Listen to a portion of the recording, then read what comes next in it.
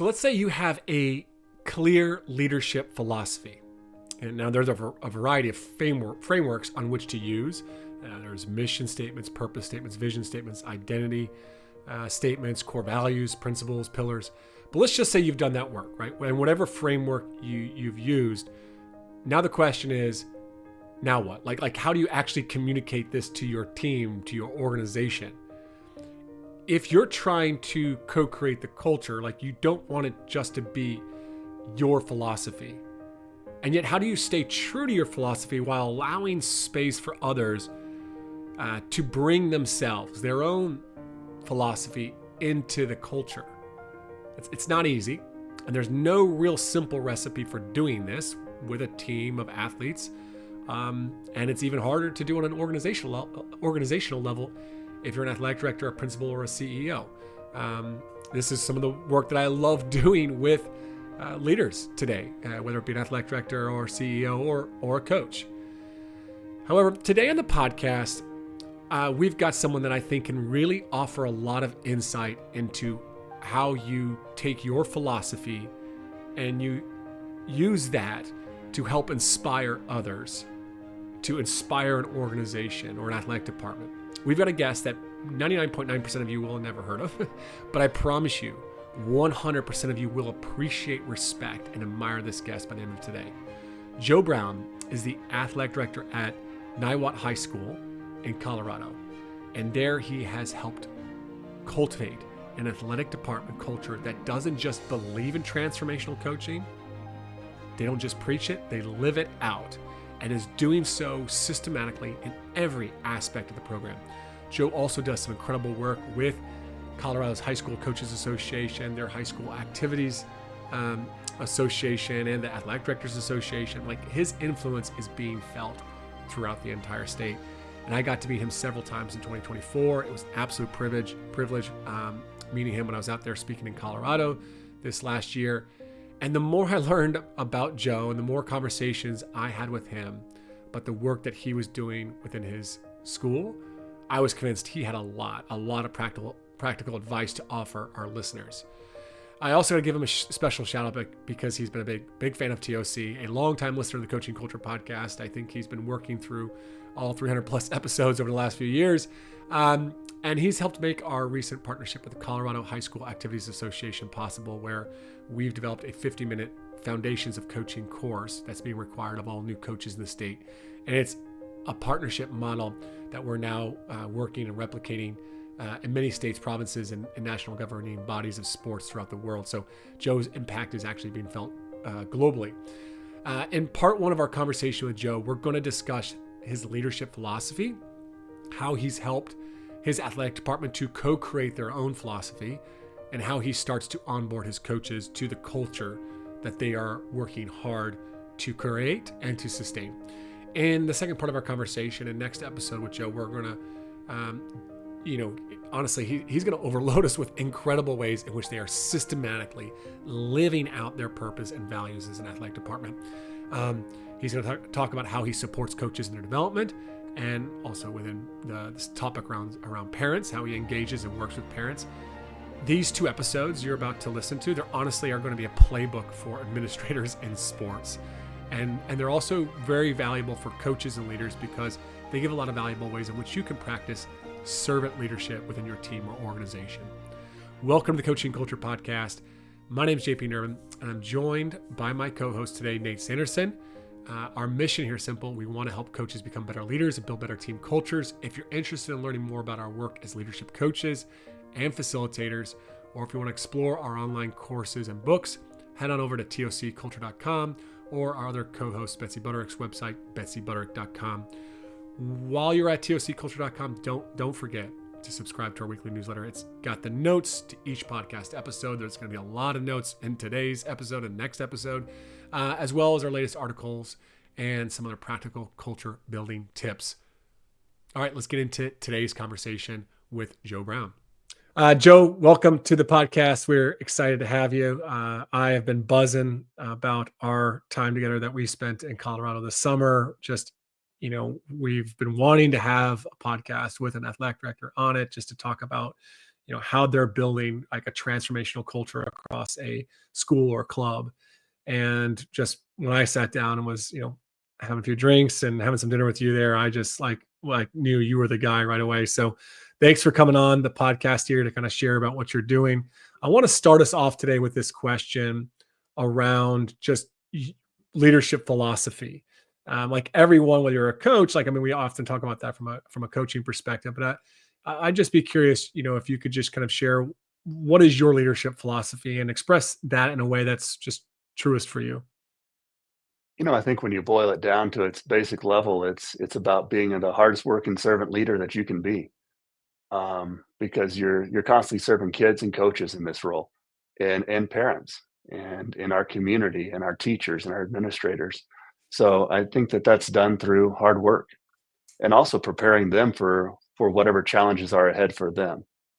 I think one thing that I was not as good at in my early career was making sure that I was preparing people for taking care of themselves. I think oftentimes as a Mhm. servant leader, we want to constantly take care of everybody, but as part of that, we need to develop them too. And so, as a leader, that's kind of been my mission, is to be the hardest working servant leader that's imaginable. Mm. And I mean, I think servant leadership is a term that's thrown around, quite a bit. And I really appreciate though your point there around it's serving them in a way to prepare them and develop them. And you see that as kind of your role as an athletic director. Um, when did you realize that that was also part of the role, not just getting the concessions all sorted and helping them with the schedules and the fundraising and making sure they had a nice budget to run a season? When did you start to see yourself as someone that can help to develop and support a coach's development? Yeah, I think 2 things there. One, we had, one time a leader that we were working with, referred to athletic directors as game setter uppers. That was our role, and I quickly learned that wasn't the case, and there were often times when I was a basketball coach, I'd walk by our AD's office and think, "Man, what is it he does all day? How is it that he fills up an entire day?" And I quickly learned the difference there, and I think that it was when I transitioned from my first role as an athletic director at Roosevelt High School. I had been a teacher there and a coach there, and had transitioned to the athletic director role, and decided to move on to a new opportunity here at Niwot. And when I left, I noticed that there were some things that didn't continue that we had set up, and I felt like we had really worked hard to build and establish. And part of that was because I didn't prepare them for when I wasn't gonna be there, and that so much of what was going on was dictated on me being there and me setting it up or me helping push the rock forward. And we did a book study, with our district athletic director here, and ego is the enemy. And part of it that it talked about was that's part of the ego, is that it takes you to do it. So when I came to Niwot, that was one thing that I really made sure of, that I helped prepare people to be able to help kids, to help their programs and continue to grow, and to coach them more. So I didn't have to coach them during the game, if you will, of whatever might be happening for them. Joe, as you've built out your program here and you think about the overall culture that you'd like to develop in your athletic department, I think the work that JP and I do with ADs, when they look at it, it seems like a pie in the sky, to have a Mustang way here at Mount Vernon and to get Mhm. 17 different programs that share a common DNA of what they value and what they want to define the culture in each of those programs. Before we get into kind of how you maybe go about that, if we were just to ask you, what are the defining characteristics that you'd like to see or that you do see consistently through the programs at your school? Where are you guys at right now with kind of this pursuit of a common culture? That's one of the first things that we had the opportunity to do. So when I came here in 2019. So it was, we had a fall season, a winter, most of a winter season, and then the pandemic happened. And so when I came to Niwot, we were just trying to get a lay of the land of what needed to happen, what could we control. And then when the pandemic struck, obviously our focus changed on basically survival of how do we keep kids active, how do we do it the safest way possible, what are the restrictions. But what it also did is it freed up a lot of time. And so me and our coaches, we got on a lot of Zoom calls, and we did different book studies together, and we started talking about what our mission and vision was here at Niwot and what we wanted that to look like. And we ranged in coaches that have been here for a significant amount of time to some that were brand new. And through that, we went through our mission, vision, and our core values. And we ended up with, live like a champion through character, competition, culture, and pride. And we established those as what our core values were. And those first couple years, they were just more on paper of, this is what we believed. And then in the last couple of years, and a lot to, the credit to your guys' work on TOC and some of the presentations that I've listened to, we've put that into more transformational ways of making sure that our coaches are implementing that in everything that they do. And we have it as part of our head coaches meetings that we have monthly when we're reviewing it. And then also when we're doing our book study of how does that go back to it. But now going to that second layer of, well, we got to get it to our kids. It doesn't do any good if we believe it, we're following it, and we're trying to enact it, but we need to let them know what it is and how we can work through it together and examples of it. And now we've transitioned to doing that in our parent meetings as well. The last couple that we've given, we used to give the old drill and kill. I was a social studies teacher, so sometimes that was what the day provided, and I felt like our parent meetings had become exactly that. And realizing that a lot of the information we were given could be sent in an email, and they can read through that information. But what was more important is us to speak about the culture of what we expect here, and so we've done that for the last couple of parent meetings, and have had a good success with that of just continuing to emphasize it and hiring people that believe in that. I think that's incredibly critical. Hmm. Yeah, Joe, there's a lot there. First of all, I love that you have kind of targeted this culture toward each of the stakeholders that are participants in some way or another in the culture. And I think we'll probably walk through kind of each one of those here as we go through the conversation. I guess my follow up, my first question to that is, I think about ADs again, that they have a sense of, okay, we've put down some values and maybe some standards or maybe some missional statements about what we want to be.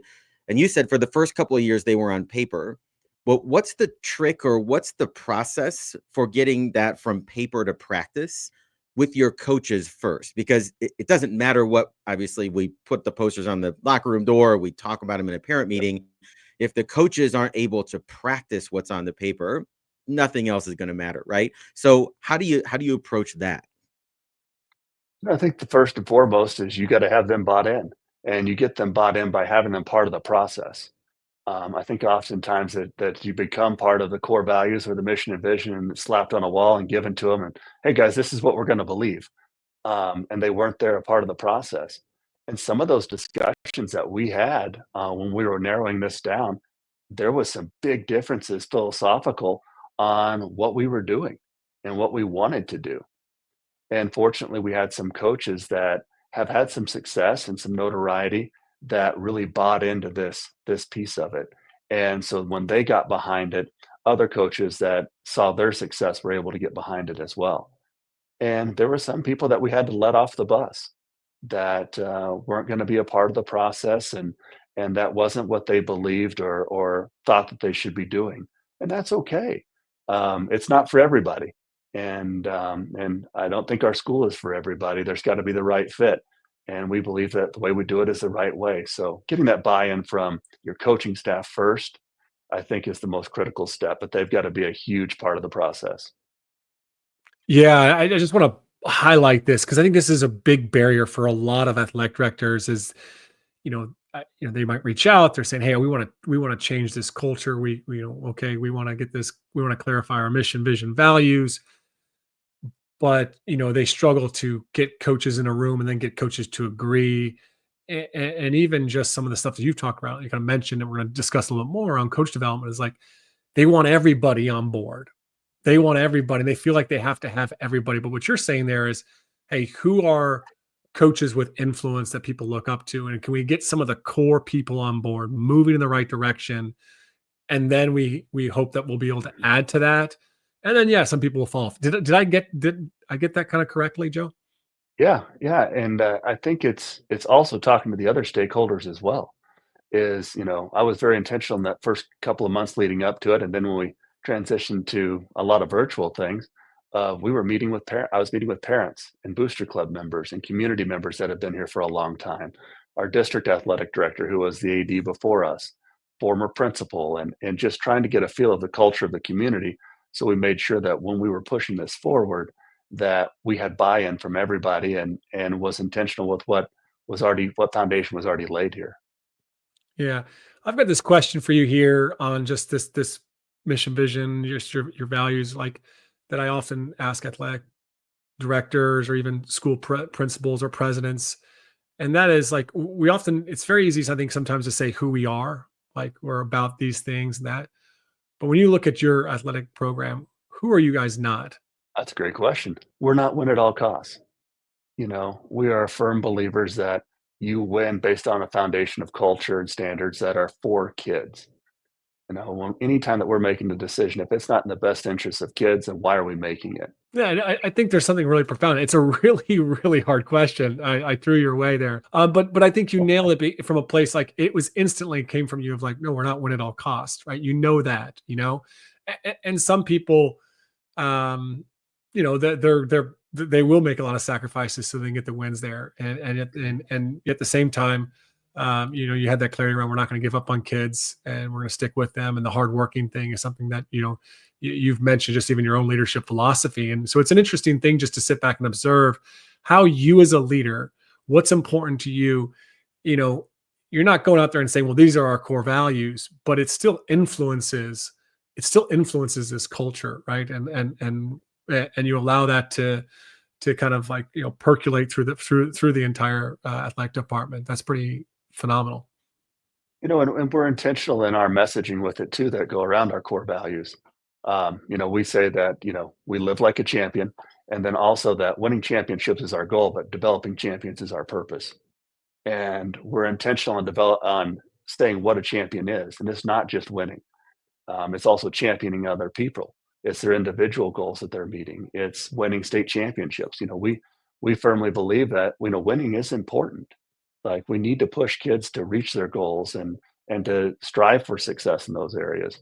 But it's not the only thing, and it's not the most important. Goals have a beginning and an end.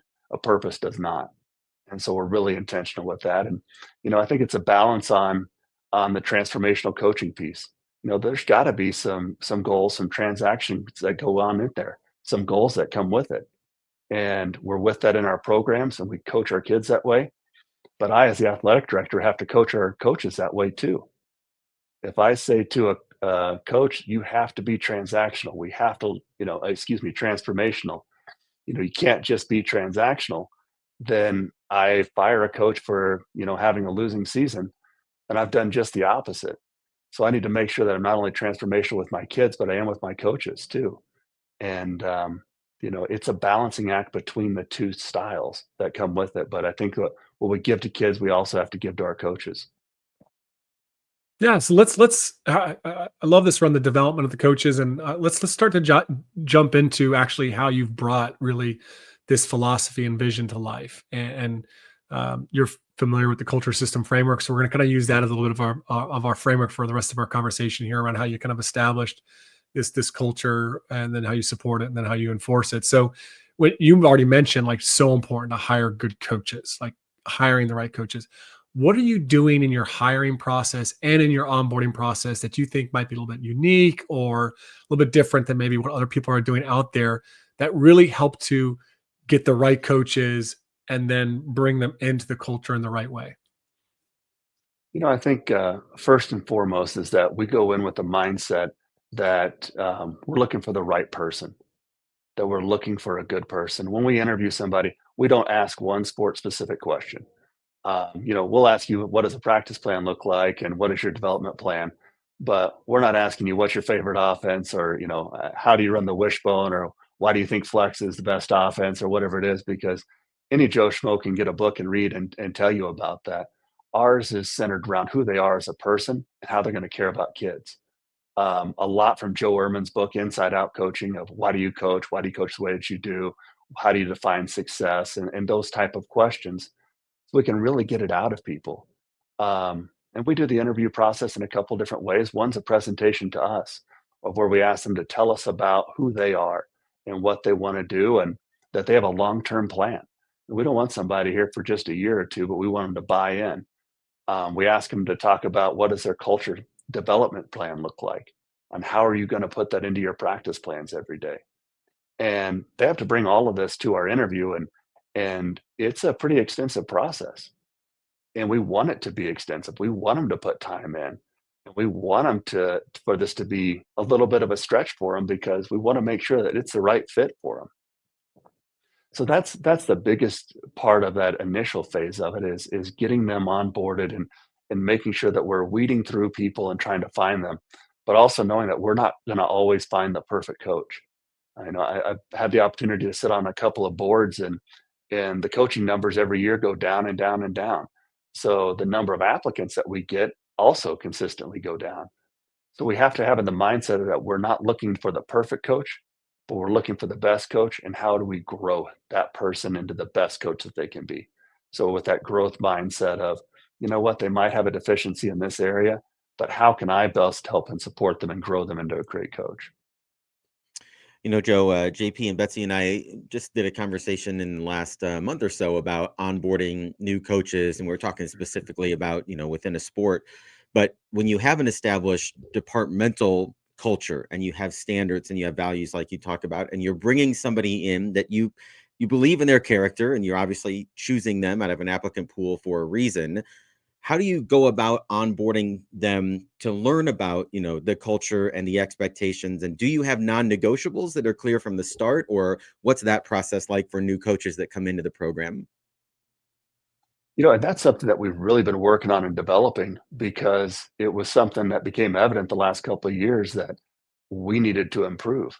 And that's kind of what led us to where we are with the coaching introductory coaching course that we worked on with JP through the Coaches Association here in Colorado, and that's also as part of the Activities Association requirements for coaches to take. Is that I found on these not only head coaches but assistant coaches that we were bringing on that I needed to do a better job of informing them of what are the basics of coaching. What do they need to know?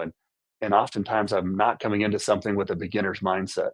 Like I assume that people know more than they already do. And so I wanted to fill that gap of information that had been lost. And I thought, well, shoot, if I'm missing this, then there's probably a lot of other places that are also missing this. So how do we make a larger impact as part of it? So, with working with JP on putting that first year coaches course together, that was intentional in doing that. Now the culture piece has been intentional in our coaches meetings. So we have a head coaches meeting once a month. That is not required, but we have about 90, 95% attendance. And it's at 6 a.m. And we meet somewhere for breakfast, and we have conversations from book studies to culture to our goals that we set as an athletic department to our core values. And that's really where coaches start to see what it means to be a part of our program. Because we've had good stability with coaches. And when they're speaking about their programs, they can start to fill that in. Now, what we're looking to grow towards is getting more intentional with our initial onboarding. So when we have an assistant coach that wants to be a part of our program, our head coaches talk to them and thinks they're going to be a good assistant coach for it.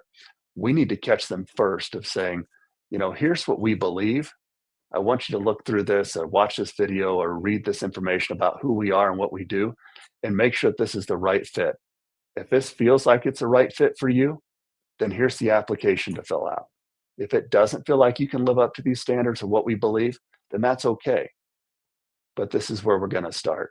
So we're going to be more intentional with that. We're working and developing that now, so we can kind of catch that on the front end and also help start that conversation of what our culture is with our new coaches as they come in. There's so much gold that you're giving us, Joe, here, and I know Nate's got some more questions, but I got to jump in on to get kind of clarity on these two things that just came up for me. First off, you have 90 to 95% of your coaches showing up at 6 a.m. once a month to talk about coaching and leadership. Where did it start that first time, though?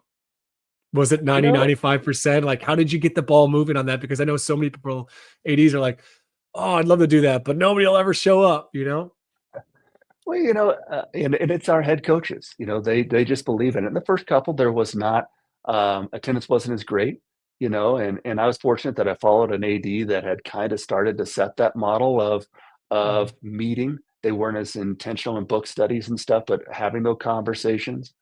Um, and once our coaches started to come and they got something out of it, they wanted to come Yes. back for more. And again, it was having them part of the process. It's not a sit and get, and you can't be a bystander. Like, you got to be actively engaged in it. And food Mhm. always helps, I think, with getting Yeah. anybody to a meeting. Um, but they want to be a part of it and they want to grow. And they know that I support a growth mindset and getting better, and they do too. And so they want to do what's best for kids. And we're lucky, and we tell people when we're upfront on hiring them is that, hey, we have a head coaches meeting at 6 a.m. once a month. And there's sometimes there's childcare issues or something that might come up or somebody's sick. And but they're calling me that later that day and say, hey, what did I miss? We covered these chapters in the book.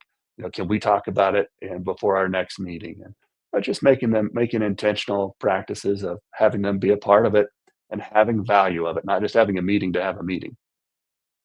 Sounds like a dream place to coach in so many ways. Just a place where you can go to become the best coach you can be. One thing too there, I just need to unpack a little bit more too, is you kind of say, hey, here's our standards and expectations of coaches. Um, I find this to be a really interesting one because I think, me and Nate were talking actually before you came on around just the idea around certain coach behaviors.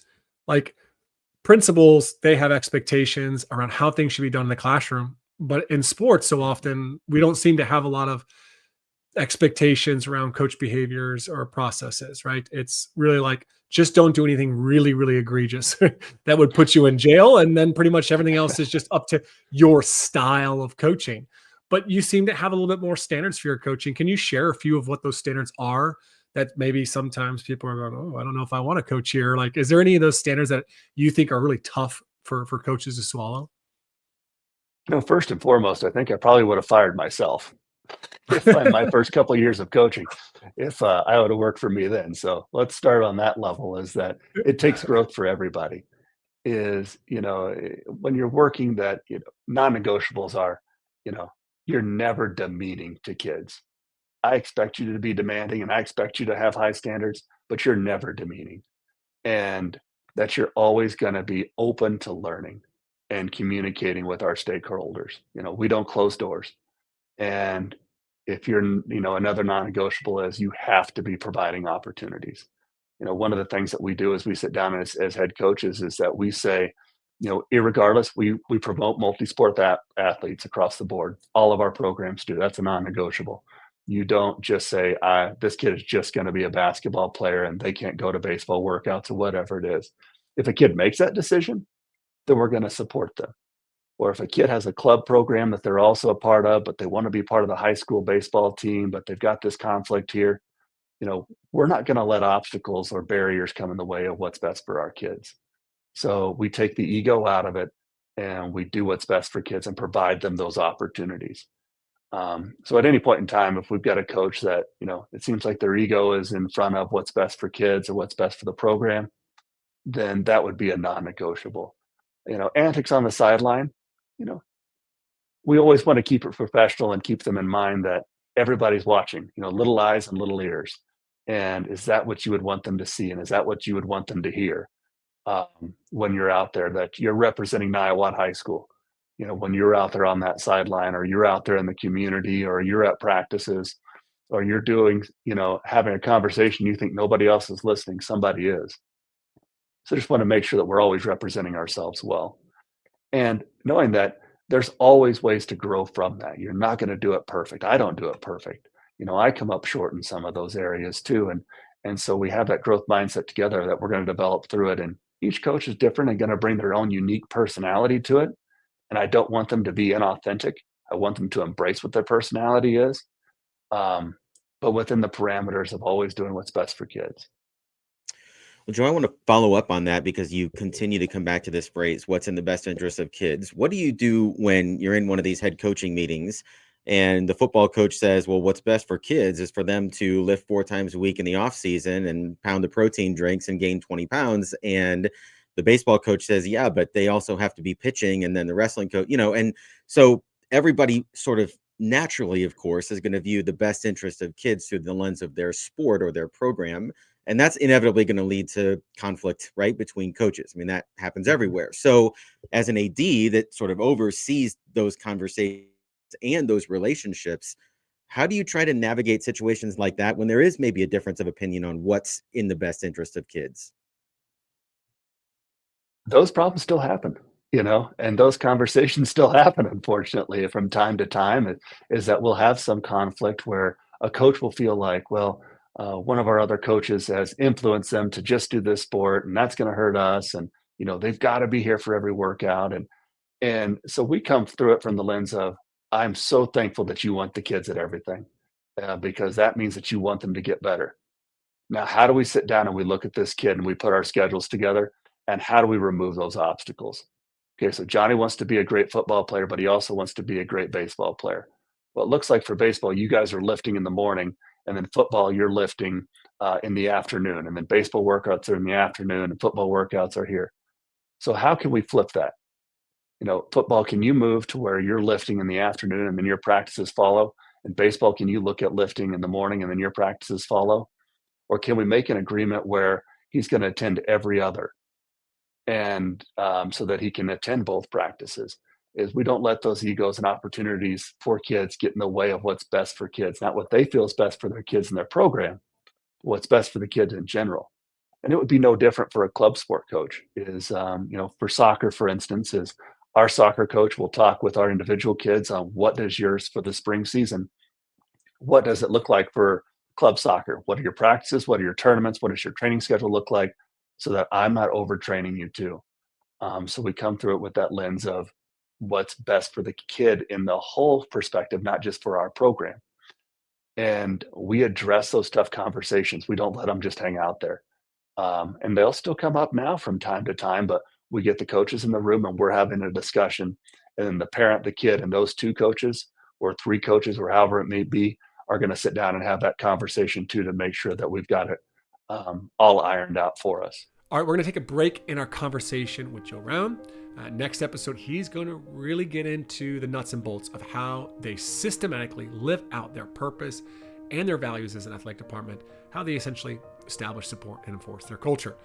Thanks for tuning in to the Coaching Culture Podcast. If you found this episode valuable, we'd love for you to leave a review, but most of all, share it with other leaders out there. In particular, maybe it's your athletic director, maybe it's your principal, maybe it's some other fellow coaches. These episodes can be the spark for a really powerful and meaningful conversation that really starts to create a lot of growth wherever you're leading. Also, don't forget to subscribe so you never miss an episode.